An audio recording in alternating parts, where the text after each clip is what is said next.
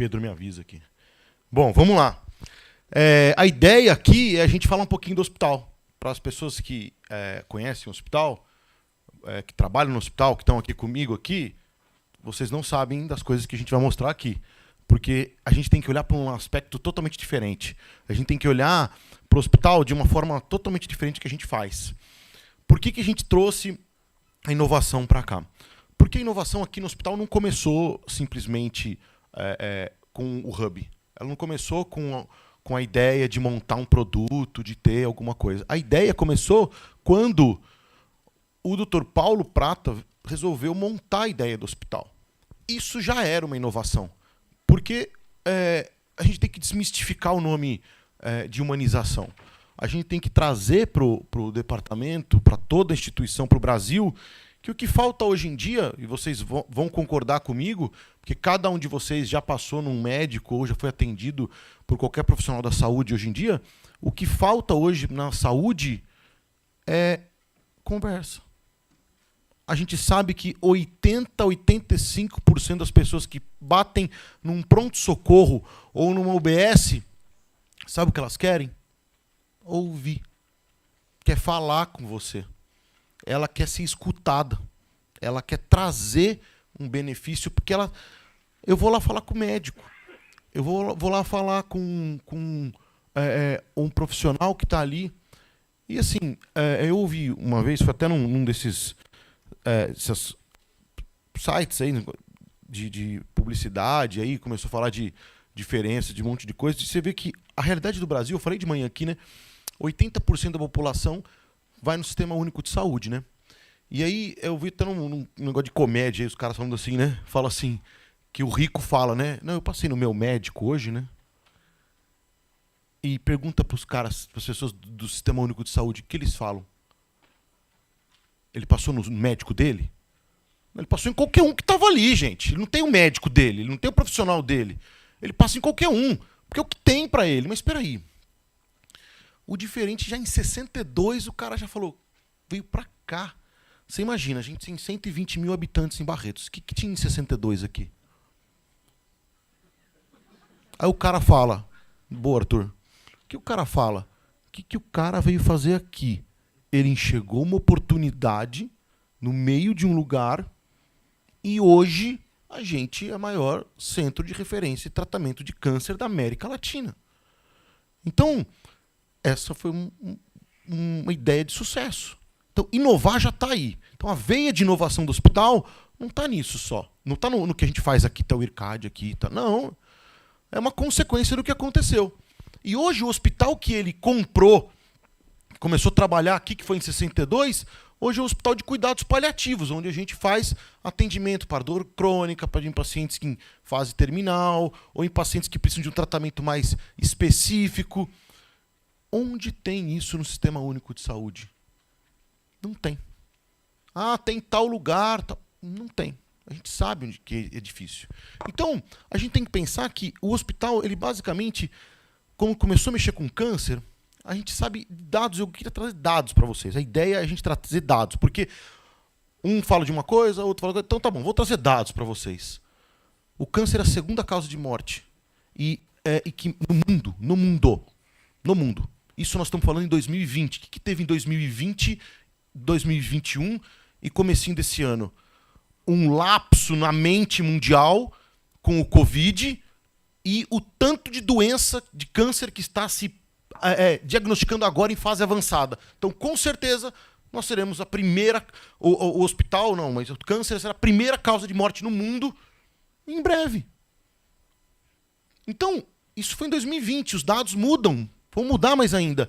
E a gente fala que isso foi em 2020, são 625 mil novos casos de câncer. Nós atendemos 18 mil novos casos por ano aqui no hospital. 18 mil. São 625 mil no Brasil, o INCA já disse.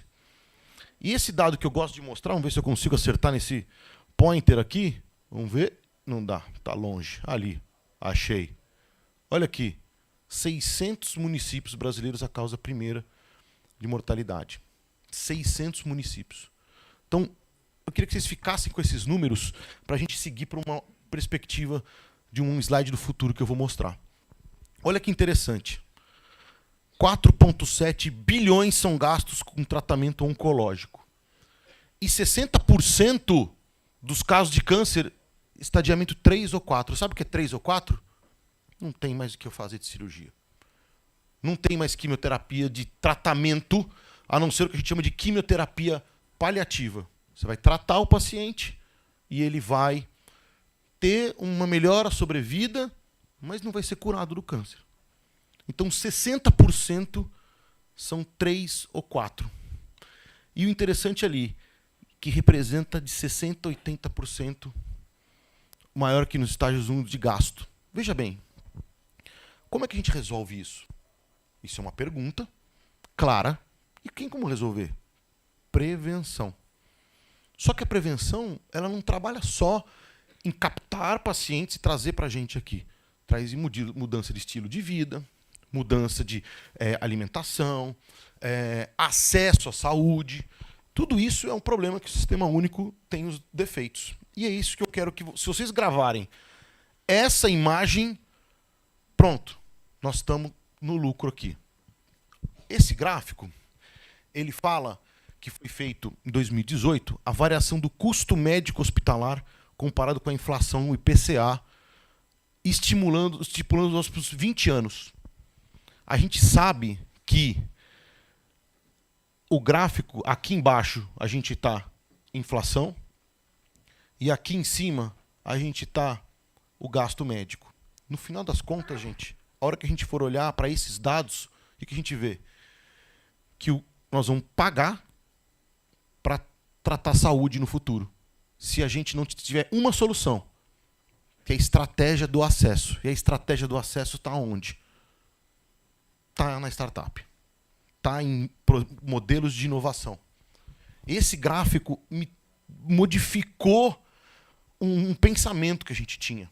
Então você tem que olhar que o Manuel falou, quanto custa? Quanto custava uma ressonância, uma tomografia em 2018 e 2022? Para nós brasileiros, o preço é o mesmo em dólar. Mas o dólar não é mais o mesmo. Nós temos um robô aqui no hospital que custa os mesmos 3,5 milhões de dólar. Só que com 3,5 milhões de dólar hoje, a gente construiu o hospital infantil. E eu tenho que comprar uma máquina. Então, vamos pensar nisso. Como a gente faz para melhorar? Então, a gente tem que pensar nisso. No desperdício que se faz hoje com o dinheiro. A gente sabe que 2 trilhões é o desperdício anual de recursos no Sistema Único de Saúde nos Estados Unidos. 2 trilhões de dólares. Joga fora. Fora. E que 360 bilhões é o impacto de dólares, é o impacto imediato na economia que você pode gerar se você falar só de inteligência artificial. Onde estão esses 360 bilhões de dólares? Então esse é um número bem forte que eu queria falar. 2 trilhões de dólares são gastos no lixo nos Estados Unidos. Lixo. Lixo. E a gente tem que saber olhar para esses dados, que é onde a gente vai captar recurso, trazendo investimento de empresas internacionais para dentro das nossas empresas. E é isso que a gente tem que olhar. Por quê? Foi a pergunta que a gente fez esses dias aqui, que eu estava com o Guilherme lá em São Paulo, e perguntaram, vale a pena investir em startup? Onde está o dinheiro que todo mundo falou que estava? Para quem sempre fez direito, o dinheiro está sobrando. O negócio é fazer direito. Ter uma equipe boa, ter um projeto interessante, ter um modelo de negócio correto, mas tem que fazer direito. Fazer errado é pirâmide. Ah, eu tenho que ganhar 3 milhões. Beleza, vai lá. Vai lá. Isso não é startup. Isso não é inovação. Prometeram um monte de coisa. Ah, o dinheiro está escasso. O dinheiro não está escasso. Se você for olhar. Guilherme que passa as informações para mim, viu, gente? Então, se ele falar errado, o problema é dele. Eu tenho que dividir o pão, né? Não é verdade? Bom, vamos lá. E olha que interessante isso aqui. Como a gente vai trabalhar com isso? Quando a gente olha o potencial de se autofinanciar, assistência virtual, 20 bilhões. Economia, você consegue só com dosagem de medicamento avaliar. Bom, tem médico aqui, tem profissional de saúde aqui, tem gente assistindo aí, mas assim, experiência minha, própria. É muito comum. Não, doutor, eu tomei o remédio hoje. Qual remédio? O branquinho, amarelinho, curtinho, pequenininho. Qual que é esse? Você acha que eu sei remédio por cor? Não sabe. E quem vai no médico que tem um monte de remédio? Idoso. O cara não sabe que remédio tomar. Ele toma errado. Dose errada. Vai dar mais problema. Vai procurar o pronto-socorro. Uma vez eu atendi um paciente que ele disse que tomava... Ele chegou em coma. Lá, né? A família trouxe ele e falou assim... doutor, ele não dá uma corda. Eu falei, mas... Ele toma esses 2 remédios aqui. Um era para dor, um era para dormir. Eu falei, mas quanto tomou de cada? Era para tomar 4 gotas para dormir e 30 gotas do que era para tirar a dor. Ele tomou 30 gotas do que era para dormir e 4 gotas do que era para dor. Ele tirou a dor, né? Tirou a dor. Dormiu, né? Ficou 2 dias dormindo ali no hospital. Então, assim, olha o número. Quanto esse cara gastou? Porque ele acionou o sistema de saúde. Ele teve que ir lá. Só que, assim, você consegue trazer um benefício de quase 16 bilhões se você conseguir controlar essa dosagem medicamentosa. E quando a gente fala sobre diagnóstico precoce, são 5 bilhões que você está no mercado esperando aí para trazer com eficiência em diagnóstico precoce. Por que o diagnóstico precoce te dá isso? Porque o diagnóstico precoce te dá menos gasto no tratamento. O paciente vai fazer uma quimioterapia, no caso, só 3 meses, ou muitas vezes não faz quimioterapia, gasta só com procedimento cirúrgico. Além do que, a cirurgia pode ser menos invasiva ainda. Ele tem indicação para fazer uma cirurgia laparoscópica, que ele não vai ter hérnia, não vai ter um monte de coisa. Ele vai precisar usar menos o fisioterapeuta no pós-operatório do quarto. Ele vai precisar menos, vai retornar à atividade do seu trabalho mais precoce. Então não vai precisar ficar 60 dias no INSS. Aliás, é outro problema. Você opera o cara por laparoscopia, por robô, com 4 furos, que você libera o cara para trabalhar em 7 dias, mas aí ele vai no INSS, o médico nem olhou pro cara e ainda fala, tá bom, você tem 60 dias de afastamento. Ele, beleza, vou ficar em casa 60 dias, porque se eu for trabalhar e a empresa falar, ele vai perder o benefício dele. E aí a gente tem pessoas 60 dias onerando o sistema público de saúde aí, bancado pelo governo. Então, esses são dados que as pessoas não imaginam isso. Não olham, não sabem. E esse cara, que foi prêmio Nobel, em 89, disse que o acesso é o problema principal para controlar o câncer. E esse eu deixo o desafio para vocês, que é o acesso. Como a gente vai fazer esse acesso? É um problema tipo 2. Tem tipo 1, 2 e 3. O problema tipo 1 é meu.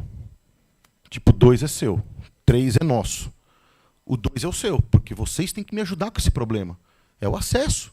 Eu preciso desse acesso. E por que eu falei que muitas pessoas do hospital estão aqui ouvindo e vão ver que é diferente? Porque eles sabem que o problema é acesso. E como a gente faz para diminuir? Cara, a gente tem noção, vocês não têm noção o tanto de fila de gente que bate na porta e você tenta olhar e como você vai fazer, o tanto de paciente tem que ir para operar. Eu falo que a ideia é transpondo para uma outra realidade. Sabe, você está com fome de madrugada, você quer abrir a geladeira e achar um pudim? É você olhar para a sua lista de agenda e falar, eu não tenho como colocar esse paciente para operar, porque eu não tenho vaga. Mas por que você não tem vaga? Porque são milhões de pacientes que passam, que vêm do Brasil e de fora para ser atendido aqui com a gente. Aí ele se depara com um departamento como esse, com um hospital como esse que vocês vão conhecer, com um monte de coisa que tem aqui, e a gente tem que ouvir. Arthur, não me deixe mentir, que é outros lugares falando assim, vocês estão aliciando os pacientes a ficarem aqui. Pô, gente, você quer viajar de executivo ou de econômica? A hora que você leva o cara para um lugar que ele tem, uma pessoa que pega na mão dele, que passa, conversa com ele, dá o remédio no horário, não sei o que. Para que eu vou para aquele lugar que não tem lugar para eu sentar? Esse é um desafio. E a gente tem que pensar como trazer acesso para as pessoas. Bom, fica sempre branco, mas fica ruim. Mas esse é o hospital. Esse é um dado um pouco antigo, mas está um pouco mais atualizado, a gente pode falar, mas são 9.000 atendimentos por dia. Se vocês olharem aqui, na parte das... Deixa eu achar ali no alto ali. São mais de 15.000 refeições que se faz. Tudo sem custo nenhum para o paciente. São 240.000 quilômetros percorridos com as carretas. Quando você olha tudo isso, a gente chega num número. 33 milhões de reais todo mês. O cara acorda, eu falei de manhã, com 33 milhões de reais negativo. E a solução não tá pedir dinheiro para os outros. A solução está em como a gente faz para diminuir esse déficit com o quê? E cidades inteligentes. Melhoria de teleconsulta. Melhoria de treinamento de pessoas à distância. Melhoria da patologia que vai fazer acesso sem precisar o patologista viajar. Hoje a lâmina de patologia, que é uma lâmina de vidro assim, ó, ela vem de carro. Às vezes lá do norte para cá. Quantas se perdem? Quantas se perdem? Quantas quebram? E aí, isso pode acontecer. E aí, quanto tempo demorar? Voltou, vai ter que fazer a biópsia de novo. Marcar outra data, marcar outra coisa. Então, esses números do hospital, esses números são muito impactantes. E quando a gente discute sobre os benefícios do hospital, que a gente vai ver, as pessoas perguntam, e como a gente faz para melhorar? A gente tem que melhorar nessa parte, que é a jornada do paciente. E a jornada, ela tem que ter informação, educação e prevenção. Onde ele vai ter uma conscientização da população sobre o que é a doença, os aspectos, sensibilização da população da prevenção e diagnóstico e a disponibilidade de recursos para prevenção. Então, essa é a chave para a gente conseguir melhorar o sistema. E aí eu vou trazer algumas fotos para vocês. Um hospital de cuidados paliativos, onde a gente faz o tratamento das pessoas. A gente tem hospitais, o hospital infantil aqui do lado, onde a sobrevida dos pacientes era de 30%. Depois que se consolidou o hospital infantil, a gente subiu em alguns tipos de tumores para quase 70% de sobrevida das crianças. Quando você tem uma equipe especializada, um hospital especializado, um atendimento mais específico para as crianças, de uma forma que elas não fiquem tão sofridas dentro do hospital. A gente tem outras unidades no Brasil inteiro. Então tem Jales, uma unidade aqui que representa uma grande parte do hospital que vai para lá, que os pacientes são atendidos lá. A gente tem a unidade do Hospital da Amazônia, no meio da floresta, lá em Porto Velho. A gente terminou agora, comemorou 10 anos dessa unidade lá agora. Então eu trago umas fotos para vocês desse hospital que foi montado lá no meio do nada. Olha, vocês podem ver, tem floresta para tudo quanto é lado aqui, ó. Aqui, aqui, aqui, ó. Aqui, ó. Eu espero, eu não vou falar nada, mas espero que ninguém venha ter reclamado que a gente teve que tirar esse monte de árvore aí para construir o hospital, né? Mas eu tenho certeza que alguém tentou impugnar essa obra. Coisa de Brasil. E eu gosto dessa foto. Essa era a cara do SUS lá, em 2012. Era assim que os pacientes estavam. Desse jeito. A gente veio, levou. Hoje os pacientes são atendidos com isso. Isso chama dignidade. Você melhora o tratamento do paciente com dignidade. Quando você traz um benefício para ele. E tem outros hospitais, vai ter outros que nós vamos mostrar, que vai ter bastante. Agora a gente tem que ir no ponto sério também, que é a prevenção. Como é que a gente garante a prevenção? Lembra que eu falei de manhã, doutor Edmundo? Então, ele aqui, ó. Olha ele aqui, ó. Com a enfermeira que ganhou o prêmio da saúde mundial, olha. E hoje a gente está o quê? Fomos na primeira carreta móvel. A gente está com agora as carretas que viajam, você tem uma aí na frente para vocês visitarem, onde a gente leva a prevenção que era de bicicleta. Isso é inovação. Olha o que aconteceu, saímos de uma bicicleta para uma carreta. Está lançado o desafio aqui do nosso internet das coisas aqui, onde a gente vai começar com conexão de uma outras formas. Então, mais uma vez o problema tipo 2, né, de vocês, né? todas as nossas unidades, outros lugares que a gente tem, hospitais de prevenção, hospitais de tratamento, lugar onde não tem ninguém. E aí a gente compara um pouco com o Elon Musk, né? Hoje tem o Starlink aí que pode levar. Hoje eu falava assim, puxa, mas como é que eu vou levar conexão para esses lugares? Mais fácil. Hoje eu ligo no Starlink agora ali, eu posso ter conexão de internet no meio da floresta. Não precisava de satélite só local ali. Eu consigo fazer isso. É difícil pensar nisso? Não é difícil, mas a gente precisa ver. A gente precisa estar lá. A gente precisa ver essas imagens para falar o quanto foi difícil. A gente precisa ver que vai carreta dentro do rio. E você consegue dar acesso para as pessoas. Esse é o problema. Você tem que saber conectar de outras formas. O Brasil é continental, como o Manu disse, é. E olha só o que a gente vê. Aí vem aqui um povo e fala, não, porque na Holanda a gente... A Holanda é o tamanho de São Paulo, a cidade de São Paulo, gente. Não, porque a gente faz isso lá no nosso hospital privado, faz mais que a sua obrigação. Vocês ganham dinheiro para isso? A gente não ganha. E faz tudo isso. Então acho que isso vale a pena. E aí a gente vai para a nova geração. Eu vou tentar colocar para vocês aí na recepção aí o nosso simulador de cirurgia robótica. E é interessante a gente ver que minhas filhas, quando fizeram a primeira vez, eu demorei, acho que fazer 25 horas de simulador, 30 horas para conseguir ter nota máxima do simulador, né? Elas vieram um dia aí, 7 anos aí, ficaram na primeira nota e perderam só no tempo, que acharam bacana ficar olhando com realidade virtual assim, ó. Eu falei, gente, acho que elas vão operar melhor que eu, né? E é isso que a gente tem que trabalhar. E essa carreta é uma carreta bem legal de treinamento que a gente tem. É um pouco de ensino, educação. Essa carreira está no Acre agora, onde a gente traz para a realidade virtual uma forma de prevenção ao câncer, com exames de como a criança aprende como destruir o câncer, etc. Ela ganha um dinheiro fictício, ela sabe que quando vez que ela joga, ela perde. Para ela conseguir mais jogos, quando ela perde tudo, ela tem que trazer um parente para fazer o exame preventivo. Porque ela sabe que se ela fizer, ela vai jogar mais. E aí a mãe vai fazer um exame de preventivo de colo de útero, o pai vai fazer um exame de próstata, exame de pele, enfim. Tudo isso, e a gente traz essa carreta, né? Esse aqui sou eu, ó. Aqui, ó. Eu vejo essas coisas e fico doido. Mas aí, e você está imerso no negócio. Você imagina levar isso para o meio do Acre, foi o que a gente levou. Então, você tem que pensar em todas essas possibilidades. Esse pessoal, acho que é o pessoal do INCA que veio aqui quando eu conhecer. E eu gosto de trazer esses números para vocês. Uma carreta. Só quanto custa uma vida?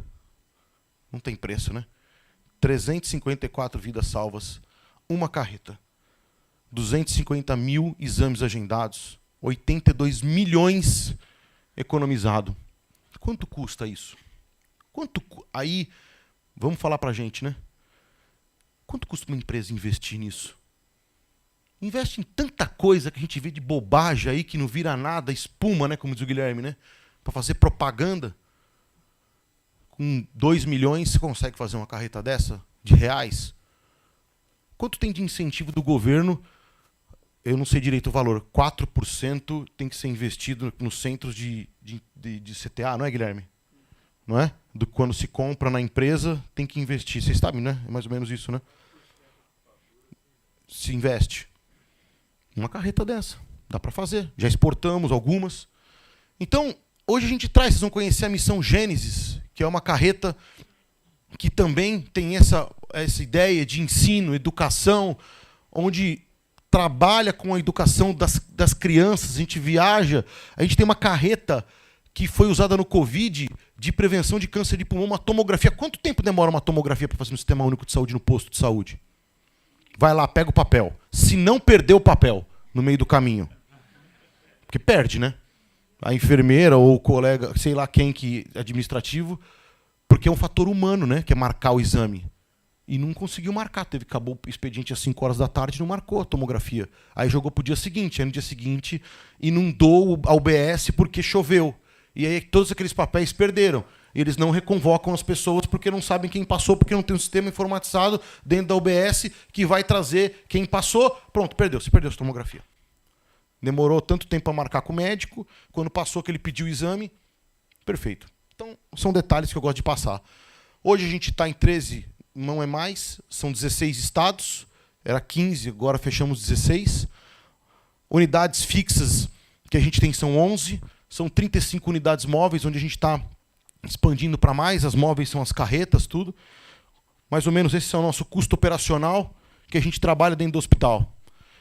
Vários apps que a gente faz, parcerias internacionais, onde chegava isso aí lá num posto, como é que você vai operar isso? Tirar uma foto, a foto chega pro dermatologista, ele detecta, manda a resposta, e agora com inteligência artificial você consegue ter resposta atual, porque melanoma, você por características físicas, você consegue ver. Parceria? Acontece. Essa é a parceria do IRCAD. O IRCAD começou em Estrasburgo. Depois, Barretos, aqui em 2011. 2017, uma unidade no Rio. Esqueci de 2007, que foi em Taiwan. Fomos para o Líbano.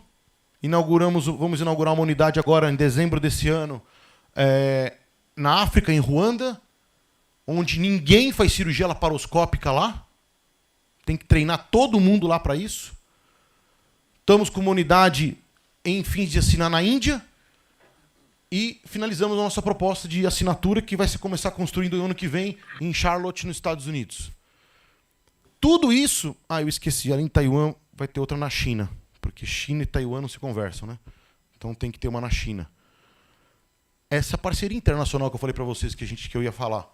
O IRCAD está no mundo inteiro. O que a gente faz aqui, eu levo para qualquer outros lugares do IRCAD. E a parceria com Taiwan está começando e a gente vai fazer um evento internacional onde as pessoas vão vir para cá e a gente vai para lá também levar vocês para lá para fazer o nosso trabalho.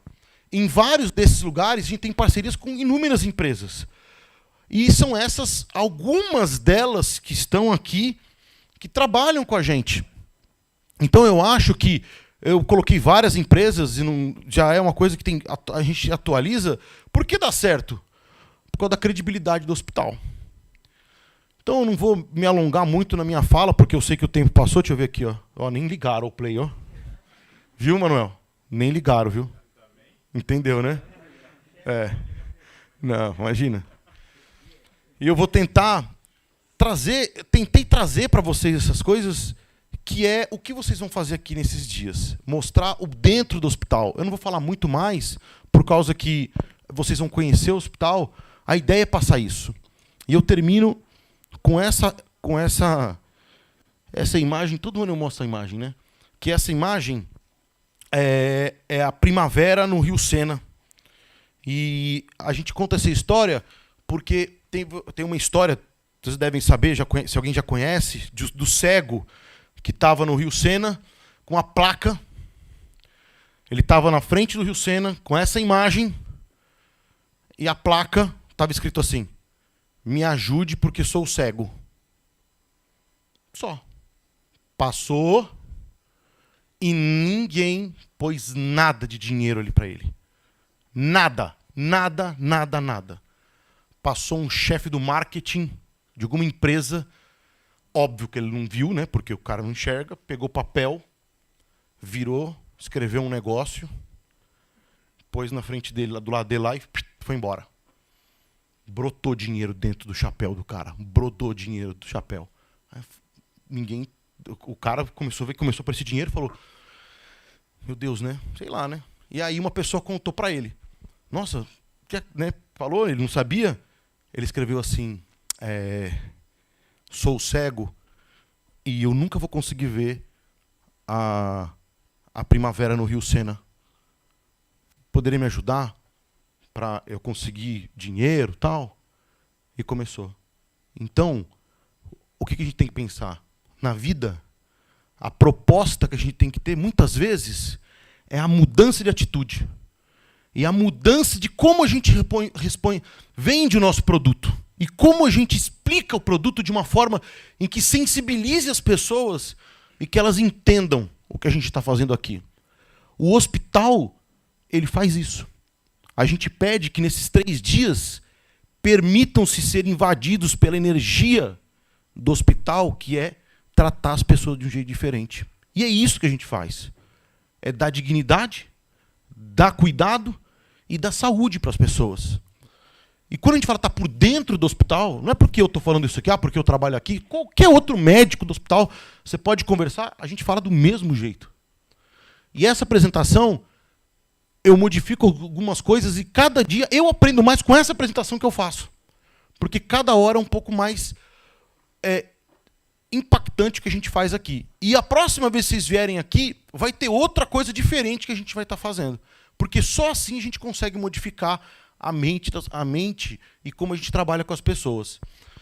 Espero que vocês tenham entendido um pouco do que é o hospital, um pouco da dimensão de como vocês podem ajudar, porque quem um dia vai dar benefício para a gente são vocês, que vocês podem um dia estar sendo beneficiados com um produto que vocês inventaram que pode tratar as pessoas do hospital e podem tratar vocês. E no final, se uma empresa de vocês virar uma super empresa, um unicórnio que foi acelerado pela gente, se eu tenho certeza que isso vai acontecer, a gente pode solucionar muitos problemas, dentre eles, esses 33 milhões mensal de déficit que o hospital tem. Então era essa mensagem que eu tinha para passar para vocês. Muito obrigado e aproveitem esses 3 dias. Essa foto aqui, ó, que tá, volta lá, Pedro, a última foto lá. É assim, ó. Aquele foi o primeiro bootcamp. Esse aqui foi o segundo bootcamp. Eu acho que a foto dessa semana vai ser muito maior do que essa daqui, né? Pode apertar o botãozinho aí. Eu sou da empresa Duan. Nós desenvolvemos equipamento para visualizar a veia, mas eu quero contar um case aqui. Eu sou médico também e faço isso por propósito de vida. Pessoal, é assim, é ambulatório lá do posto, ninguém consegue marcar a consulta comigo. Todo mundo quer passar com o médico japonês. É verdade, sabe por quê? Porque eu pego na mão, porque eu converso, porque eu tenho paciência. Então, o pessoal novo aí que está começando, aprendi isso com o professor de Maratique. Eu fiz residência, né, no INCOR, de congênitas, e eu reparava que ele chegava lá, quando eu fiz residência, ele pegava na mão de todo mundo, desde o faxineiro, e que me marcou muito, né? Eu falei assim, poxa, e desde aquela época até hoje eu exerço isso e faz a diferença. Muito bem. Você vê, né? Não